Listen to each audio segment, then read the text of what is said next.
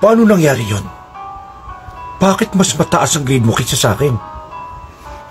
Eh di hamak na mas matalino ako sa'yo. Anong magic ang ginawa mo?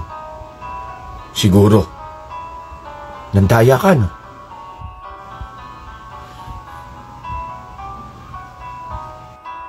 Nakakapagtaka naman na matataasan mo pa ako. Eh hindi ka naman matalino. Sabihin na nating hindi ka naman bobo. Average ka lang. Pero above average ako. Paano nangyari yon? Anong hocus-pocus ang ginawa mo?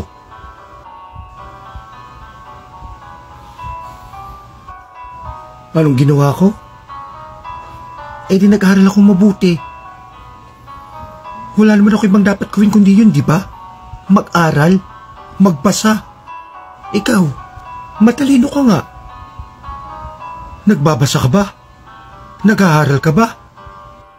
Oo. Hindi ako kasing talino mo.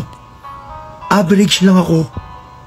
Para makasabay ako sa mga matatalino, kailangan kong mag-aral. Isubsub ang sarili ko sa pag-aaral. Magbasa, magbasa at magbasa. Dagdagan ng kaalaman ko.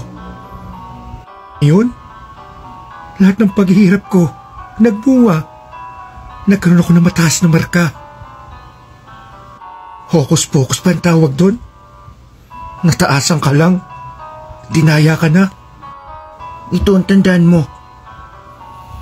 Ang taong hindi masyadong matalino na nagbabasa ay pwedeng matalo ang isang matalinong hindi nagbabasa. Sa tanong mo na anong ginawa ko, nagbasa ako. Kaya ang payo ko sa'yo, matuto kang magbasa.